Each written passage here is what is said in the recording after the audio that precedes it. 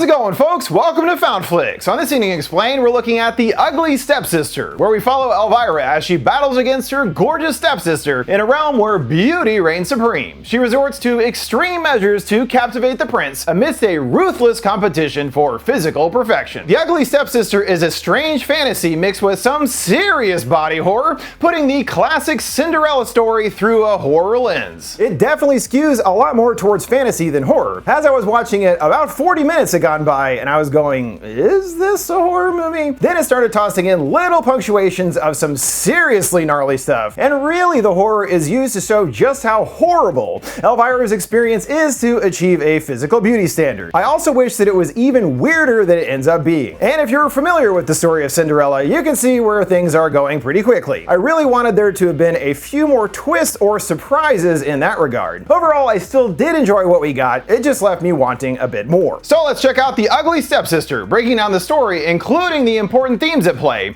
as well as explaining the ending. In a red-hued fantasy world, Elvira is in a small carriage clutching a drawing of a dreamy guy. She pores over the words, "Twice or thrice I love thee." The prince pulls out a bow and shoots her right in the gut. Before she knew his name, they were just a voice and a shapeless flame. He approaches her and goes in for a kiss. It's all from a book of poems supposedly written by the prince. She gets slapped back awake to the grim and somber real world. She, along with her sister Alma and their mother Rebecca, are starting off on a new chapter in their lives. A guy helps them onto the carriage. Alma declines the hand while Elvira is happy, giving a polite curtsy. She looks up to the massive estate and bears her brace-filled smile. Seems kind of out of place here, but I think that's the point. This isn't the real world, so to speak. Their mom's new beau, Otto, takes her hand and gives a kiss. Understanding this is definitely not a real place, he welcomes the family to Sweetalandia. Otto's striking daughter Agnes is there, and Elvira is in awe of her beauty. A smile crosses her face, but she covers up her braces as her mom ordered. They jump right into the wedding ceremony, and the families are united. Agnes takes her new stepsis on a tour of the digs, and Elvira is beside herself by the size. She looks out the window, seeing a castle in the distance, staring slack-jawed. Must be where that dreamy prince resides. Agnes is curious about the book. Elvira is embarrassed, but gushes that she wants to marry the prince. I really do! Agnes only responds with a dry chuckle of disbelief. Like, good luck with that, girl. The lovebirds work together to cut their cake and get a big old piece. Otto plays around with it and everyone giggles. He throws it right at Elvira, everyone bursting into laughter. Then Otto suddenly stops and struggles to breathe. Agnes is worried, whimpering, "Papa?" He coughs up blood right in her face and instantly collapses dead on the table. Soon a trio of top-hatted gentlemen, lawyers I assume, come to deal with the family's affairs. Elvira tries to comfort Agnes with some chocolates. She stays silent, and Elvira gets comfortable playing with her stuff. Agnes grumbles for her to just go. She's undeterred, offering that when her dad died, her mom slept all the time, but it passed. Everything passes eventually. Agnes is upset. How dare you compare your grief to mine? She sees that her dad is barely in the ground and she's just settled right in. Tellingly, she reveals that Otto only married Rebecca for the money, but Elvira is confused. What money? She rushes to her mother and blurts out, "They have no money!" just as she's meeting with the lawyers. Bad timing, eh? And now we understand that the only reason Otto and Rebecca ever got married in the first place was for money, which it turns out neither actually have. With that news, the lawyers declare that they are taking over the cattle and land with immediate effect. In despair, Mama falls to the ground and Elvira vows to figure out some kind of solution here. Her mom moans that it's quite difficult to find someone rich to marry her, a widow with saggy tits and two hopeless daughters. Elvira is still hopeful she can marry the prince, but her mom isn't so sure, sighing to just look in the mirror. Elvira looks herself over and her smile quickly wanes to a disappointed grimace. She gets in closer and squeezes a whitehead on her nose, shooting out its grody innards. Agnes is with her father's body and prays to her mother. "Please don't let this be my fate," she begs. She hears a bird cooing and spots a dove by the open window, a sign that perhaps her mother is listening from beyond the grave. There's a fanfare of trumpets heard outside, and a man screams there's a message from the castle. They are there to invite any noble virgins to a ball at the castle coming up real soon. Elvira is delighted, exclaiming, "A ball!" He asks Agnes her name, and she has quite an impressively lengthy one. As for Elvira, she is just Elvira. Agnes explains that she's her stepsister, and that's the name she's given. Elvira Von Stepsister. Sure, why not? The ball is an even bigger deal, as the prince is set to choose his bride that night. Elvira actually has a chance to fulfill her fantasy. She imagines them riding a majestic white horse crunching through the snow. The prince carries her in his arms, a huge smile on her face. face. Elvira is taken to a strange, kind of rudimentary plastic surgeon to get her appearance up to snuff. Removing the braces is no big deal, he says, but that nose on the other hand. He also recommends their exclusive handmade eyelash extensions. Mama wants to know how long the process will take, and of course, he needs to get paid. Rebecca is confident that Elvira will get married and promises to pay him double after the ball. The whole setup is definitely more than a bit deranged and unsettling, especially seeing a nurse in another room mopping up a pool of blood. No pain, no gain, I guess. They get to work painfully removing her braces, at one point utilizing pretty much a huge set of pliers to snap the wires. Suffice to say, it looks a bit uncomfortable. Then it's time for the nose job, and Rebecca selects one from the menu. Excellent choice, the doctor sneers. He utilizes a spike to systematically break parts of her nose, Elvira screaming in agony. She's then enrolled in a school of sorts for young ladies, with a bunch of others all milling about and chatting. Elvira is by herself, now donned in an intricate nose covering. A Miss Sophie enters, welcoming the girls to the kingdom's leading school. They reveal that they will be doing a special dance for the prince with a lead and 2 supporting roles. The ball is a big deal. There's not just the prince to woo, but all kinds of rich dudes looking for love. The girls are directed through a dance routine, and Vanya singles out Elvira with an eye roll. She sends her back in the rows, yeah, as in all the way back. Keep going, lady, with all the other rejects. At home, it's dinner time, and all that she gets is some water with lemon. Gotta lose weight for the ball. Agnes wants to set up her dad's funeral, and Rebecca is all, oh yeah, sure, once we can afford it, which of course is only after Elvira gets married. Agnes shrieks that her dad is rotting and she won't do a thing for him. Mom does not care and wants her to give some of her old dresses to her new stepsisters. Annoyed, Agnes leaves in a huff, seeing that Rebecca is not the nicest. The girls' training continues, learning how to seductively wave a fan or balance a book on your head while walking a staircase. You know, important stuff. She gets lost in her poetry book again, and there's a hubbub. The list of names is out. Some are excited seeing their names, while others are rejected and upset. Elvira reaches the front and sees her name on the very bottom.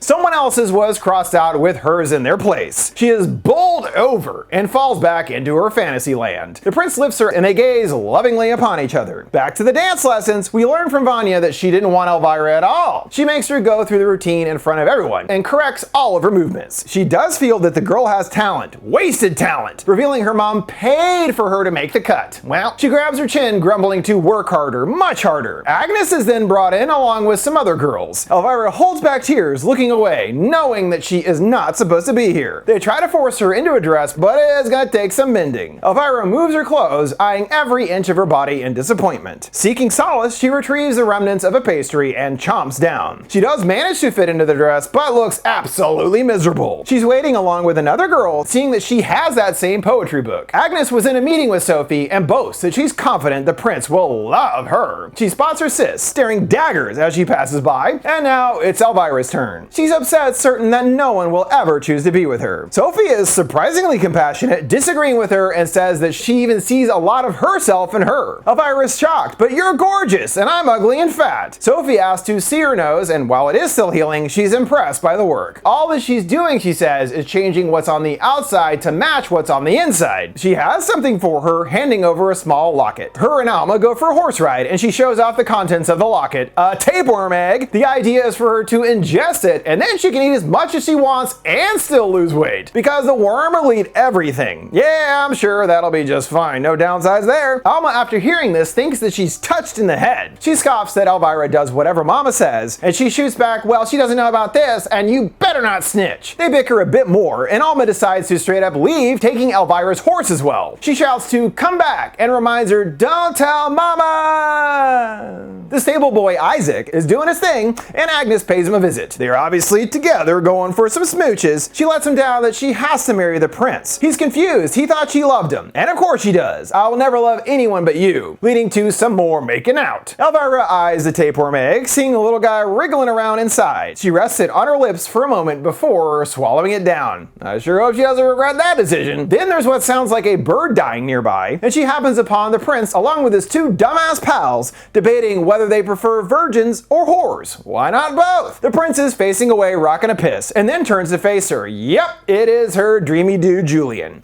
The boys shout to the prince, "You want to make it with that?" And the prince flat out refuses. "I don't want to fuck that," he sneers. Jeez, nice guy, huh? They get back to archery, and she peeks back up over the wall, tears welling in her eyes. Elvira is forced to make the long trek back to the home, and it's night by the time she gets there. She hears some distinct moanings from the barn, and Agnes and the stable boy are getting down to business. A noble virgin indeed. She runs right to tattle to her mom, screeching to Agnes she'll never see that boy again. She drags her by the hair, throwing her to the floor. Agnes sees that she has no right, and Becca shoots back, "I have every right. You're lucky I don't throw you on the street, you little slut." She cruelly assigns Agnes a new role as a maid, telling them to put her to work. See where things are headed? Elvira has a stash of a whole ass tray of snacks under the bed and munches down on another pastry. No worries, that's what old Tapey is for. Isaac is unceremoniously kicked from the ground, sent packing while in the nude, Agnes looking on distressed. 3 full moons later, and Alma has taken over stable duties. And it's finally time to reveal Elvira's new nose. It's glorious, apparently. Elvira is briefly satisfied until noticing Agnes singing cheerily and milking a cow. She keeps eyeing her intensely from the window, obviously seeing her as competition with the prince. They do a follow-up with the doctor, proclaiming his work is a masterpiece, but there's always room for more, suggesting to get some breast implants next time. For now, it's time to get her new brows threaded in, and it's as barbaric as expected.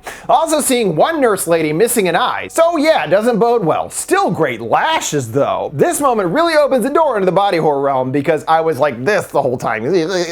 Uncomfortable. Basically, they take a big ass needle and thread, which they directly sew through her eyelids, seeing that poke in painful detail. Yeah, no thank you. A storm blasts through the night, and Elvira's are all bandaged up, her stomach churning. She cries in pain, seeing the worm moving right under her skin. This whole scene feeling like right out of Frankenstein or something. Her sister is having some new issues of her own, waking up and seeing that she got her first period. The scariest part being now she's an adult technically, and her mama's gonna do to her what she did to her sister. Elvira blindly feels her way through the house and bumps into Alma. She is unsympathetic to her plight and leaves without giving her any assistance. She proceeds to stumble her way into the kitchen, feeling up all the food sitting out. She has no choice but to remove the bandages to eat. A board creaks and she hides, seeing that it's Agnes. Elvira cries and her stomach continues to gurgle. Agnes kindly feeds her some cake, and Elvira really can't see it all. She devours it hungrily, motioning for her to keep it coming. Back at the girls' school, it seems Agnes hasn't been around lately. The cover story is that she's depressed over her dad, but we know the truth. Vanya is concerned without her they're screwed, basically. There's nothing to do but find someone else, and Vanya makes her way down the rows of ladies. She looks Elvira over and now is pleased by her appearance. She gives her a chance, adding her into the lead role of the big dance number. The trio practice a routine, and the ladies exchange smiles. Again, if Elvira gets rich, then pretty much everyone else involved here does too. Agnes continues being friendly with Elvira, bringing her some pasta in the tub. Things take a turn, noticing a clump of hair in the water. Elvira doesn't notice, asking her to keep reading so she can focus on scarfing down. She then orders her to brush her hair, now referring to her as Cinderella for some reason, and Agnes recognizes it as hers. She shrugs, "Well, you won't need it anymore," handed over a clump. Elvira looks in the mirror and pulls out more and more threads right from her noggin. That tapeworm got some serious side effects. She's woken up in the morning to a surprise from her mom, a special dress made just for the ball. "I'm your fairy godmother." The designer smirks and opens a trunk, revealing a magical dress inside. Not, actually magical, but quite impressive. They are both impressed, mom in awe, saying it's the loveliest they've ever seen. She aggressively calls for Cinderella to help her get into it. She then beams Elvira is going to the ball and is the lead dancer. The designer is all, "You don't say?" Kind of like,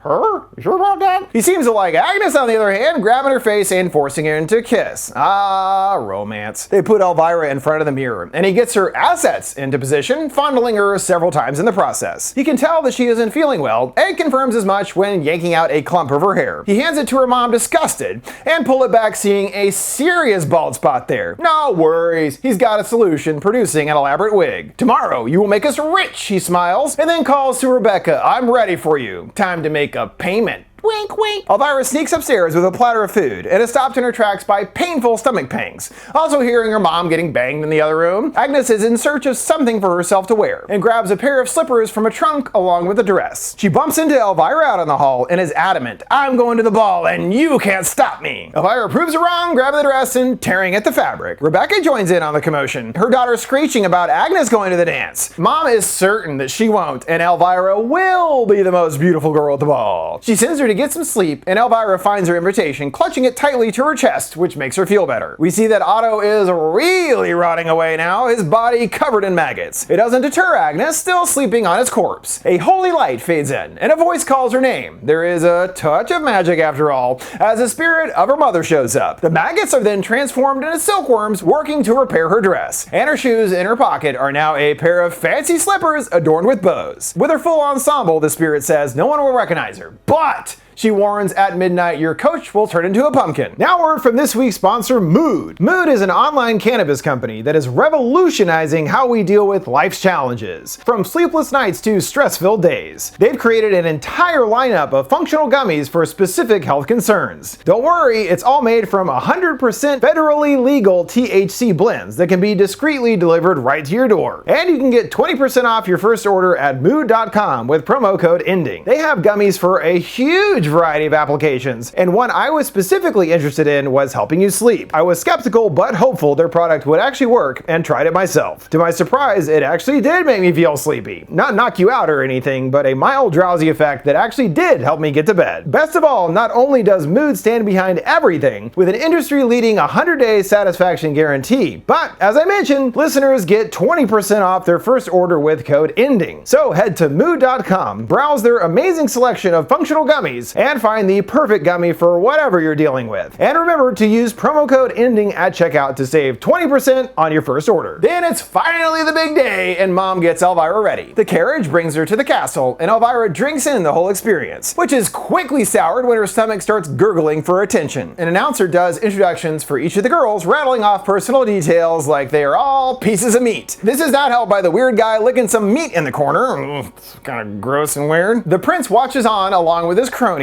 going on about which of the girls they'd like to bed. Just before it's Elvira's turn, her mom roughs like a dog, holding up her paws, and Elvira does the same. As we've seen, even to the mothers, their daughters are basically their trained pets. It's time for her big debut, Elvira Vaughn's stepsister. They do the whole thing for her, the prince watching on uninterested. She makes the rounds to some other guys, and each gets their own little submissive dog show. It's pretty weird. She does a full bow for the prince, showing off her boobs, and the bros ogle her chest area. Backstage, things are frantic. Elvira burps, and her stomach gets unbearably rumbly. She tries to fight it back and plasters on a big smile. She does the big dance routine without a hitch for the prince. At the conclusion, she blows him a kiss, and it looks like she might have finally gotten through to him, a slight smile starting to peek in. She rejoins the group to a delighted Rebecca. After that, all the boys want to dance with her. It was all worth it. Maybe. Then there's the big prize. A dude comes in announcing it's time for the prince to choose his partner. He makes his way down the line, looking them over. Then he turns directly towards Elvira. He strolls right up to her and invites her to dance.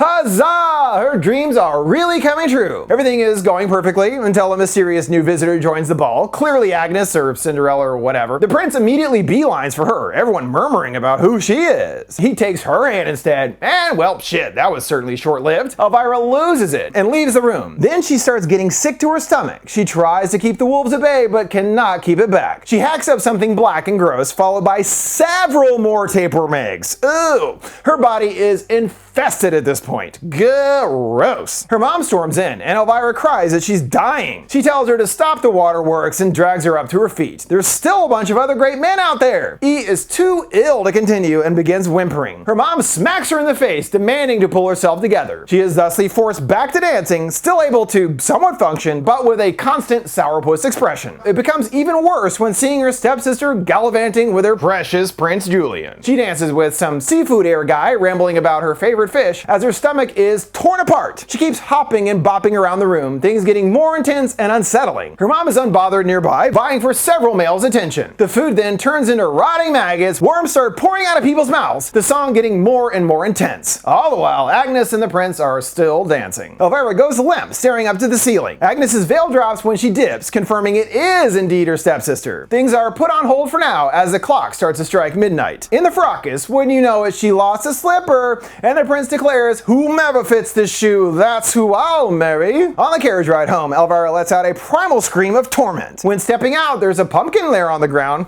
How'd that get there? Agnes is peacefully singing and feeding a little mouse by the fire. In a sharp contrast, Elvira stomps in, ready to strike her down. She demands to hand over the shoe, and the two tussle. The chase continues out of the hall, and Mom comes home. She's with a suitor, drunk as a skunk, and not really paying attention. She sends Elvira to bed. "You had your chance, buddy, and you lost. What else is there to say, you know?" Elvira still manages to get the slipper, and when going to try it on, it's not even close to fitting. But this maniac is well beyond reasoning, and takes the cleaver, considering. She puts her foot next to the shoe, and yeah, you're gonna have to lop off all those little piggies to stuff it in there. Not backing down, the cleaver does cut through most of the toes, but all are left just dangling a little bit, just hanging off, you know.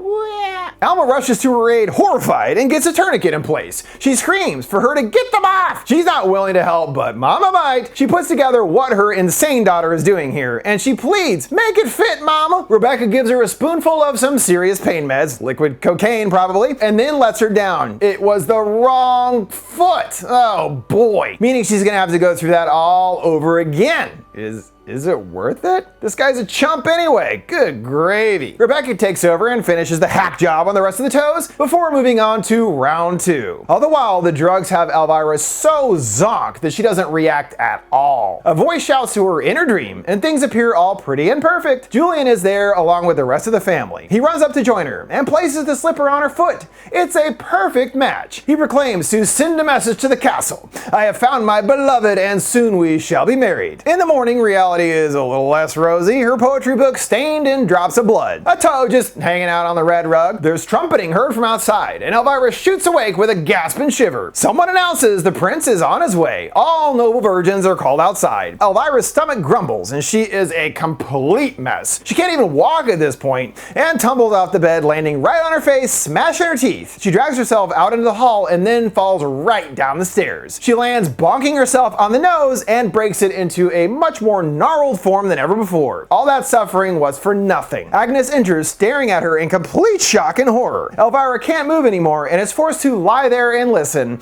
as Agnes matches with the shoe and they officially make her the new princess. Elvira is completely destroyed. Her dream is truly dead now. The prince and Cinderella kiss, flanked by a celebration of doves. In her dream, the prince steps back and fades into the mist. Alma is there, deciding they are leaving now. But first, they gotta deal with their worm issues. They pour the antidote on her tongue and her stomach is immediately upset. She spits up some blood followed by a viscous black goo. She keeps heaving and here comes the big one. The worm is large enough that it's just straight up sticking out of her throat, wiggling and jiggling around. Alma grabs it and starts pulling. It's long, really long, and she keeps pulling and pulling. Elvira gags and her eyes roll back in her head. Then there's a bit of resistance. Alma gives it a few small pulls before a full-on yank. Elvira spits up a massive mess of worms, which is absolutely disgusting. I gotta say, they really did amp up just how grotesque each of these body horror moments go down. I thought we were done and they were like, no sir. Alma goes to her mother's room to retrieve some supplies. She's still there with the seafood dude and gives a slight acknowledgement of her leaving before she gets back to business. Alma positions her nearly immobile sister like a wheelbarrow to move around,